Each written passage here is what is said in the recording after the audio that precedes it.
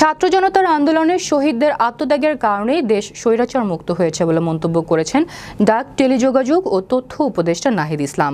মঙ্গলবার রাজধানীর উত্তরায় নর্দার্ন ইউনিভার্সিটি বাংলাদেশে শহীদ আসিফ চত্বর স্মৃতিফলক উন্মোচন অনুষ্ঠানে একথা বলেন তিনি। নাহিদ ইসলাম বলেন, রাষ্ট্র থেকে শুরু করে ব্যক্তি পর্যায়ের সংস্কার প্রয়োজন, কারণ গণ আন্দোলনের সংবিধান কারো জীবন রক্ষা করতে পারেনি। শিক্ষার্থীদের উপর পুলিশের গুলি চালানোর নিন্দা জানিয়ে তিনি বলেন, পুলিশ নিজেদের আচরণের কারণে মর্যাদা হারিয়ে ফেলেছে, ফলে নতুন সরকারের সময়েও পুলিশ আত্মবিশ্বাসের সঙ্গে কাজ করতে পারছে না। যে আন্দোলনের কোনো একক নেতৃত্ব নেই, এই আন্দোলনে মানুষ কোনো নেতার ডাকে এসে নামে নেই। এই আন্দোলনে মানুষের তার বিবেকের দায়ে মনুষ্যত্বের ডাকে সাড়া দিয়ে কিন্তু নেমেছিল। এবং এই যে ছাত্রদের একটা সংহতি আমরা দেখেছি, যে কোনো ছাত্র যখন আক্রান্ত হয়েছে আরেকজন ছাত্র আরেকটা বিশ্ববিদ্যালয়ে কিন্তু পাশে এসে দাঁড়িয়েছে, যখন ঢাকা আক্রান্ত হয়েছে তখন কিন্তু কুমিল্লা, চট্টগ্রাম রুখে দাঁড়িয়েছে। তো একইভাবে আমরা এই যে ছাত্রদের সেই যে আন্দোলনে সকলের অবদান, সেই অবদান সবসময় মনে রাখবো। তাদের এই আত্মত্যাগ জাতি চিরকাল স্মরণ করে রাখবেন। এবং আমরা আসিফের যে আত্মত্যাগ, সেই আত্মত্যাগ কখনোই না ভুলি। আসিফের পরিবারের পাশে আমরা সবসময় থাকবো। এবং যে রাস্তার কথা বললেন, এটা আমার জন্য নতুন কোনো অভিজ্ঞতা নয়। আমি ঢাকা শহরেই থাকি, আপনাদের থেকেও খারাপ অবস্থায় থাকি, এর থেকেও খারাপ রাস্তায় চলার অভিজ্ঞতা আমার আছে। তো আমাদেরকে আমরা জানি রাস্তাঘাট আমাদের রাষ্ট্রের যে সক্ষমতা, সেই সক্ষমতা অনুযায়ী কিন্তু এগুলা ব্যবস্থাপনা করা সম্ভব হতো, কিন্তু দুর্নীতি এখানে প্রধান অন্তরায় হয়ে দাঁড়িয়েছে।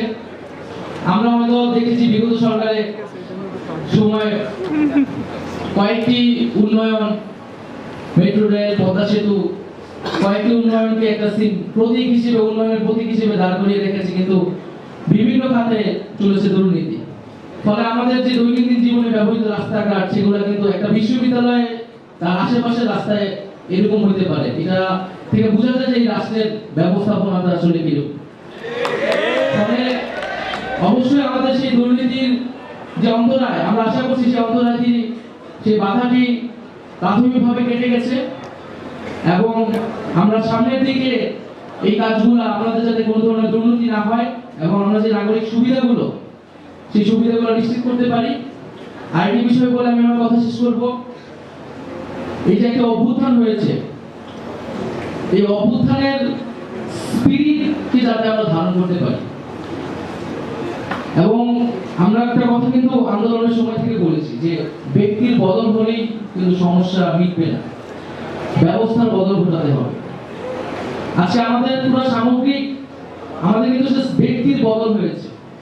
আগে সরকারের জায়গায় নতুন কিছু মানুষ এসেছে, সেই মানুষগুলো হয়তো একটু আস্থাবান, জনগণ আস্থা রাখছে, তাদের উদ্দেশ্য হয়তো সৎ, কিন্তু আমরা যদি ব্যবস্থার পরিবর্তন না করতে পারি তাহলে কিন্তু এই ব্যক্তিগুলো কোনো কাজে দিবে না। কারণ আমাদের বুঝতে হবে যে আমাদের প্রশাসন, আমাদের সংবিধান, আমাদের আদালত, এই সব কিছুর ভিতর দিয়ে গত 16টা বছর কিন্তু বাংলাদেশ চলেছে এবং সকল নিপীড়ন চলেছে। আমাদের এই সংবিধান কিন্তু আমাদের মানবাধিকার রক্ষা করতে পারে নাই। আমাদের এই সংবিধানে মানবাধিকারের কথা বলা আছে, আমাদের আদালতে মানবাধিকারের কথা বলা আছে, তারপরও কিভাবে এই 16টা বছর এত গুম খুন হয়েছে। আমাদেরকে এই যে আন্দোলনের মাঝখানে গুলি চালানো হয়েছে, সেই সংবিধান এবং আদালত আমাদের কিন্তু সেফগার্ড হিসেবে ভূমিকা পালন করতে পারে না। ফলে এই সামগ্রিক বিষয়ে আমাদের কিন্তু সংস্কারটি করা লাগবে। এবং করলেই কেবলমাত্র আমরা যে স্বপ্নটি দেখছি, সেই স্বপ্নের প্রকৃত বাস্তবায়ন সম্ভব। আমি সকলকে ধন্যবাদ জানাচ্ছি এবং এই আন্দোলনে যারা অংশগ্রহণ করেছেন তাদেরকে অন্তঃস্থল থেকে শ্রদ্ধা জানাচ্ছি। আসিফের বাবা মা, পরিবার, আত্মীয় স্বজনের প্রতি সমবেদনা জানাচ্ছি। তারা যাতে কখনোই না মনে করে যে আসিফ আসলে নেই।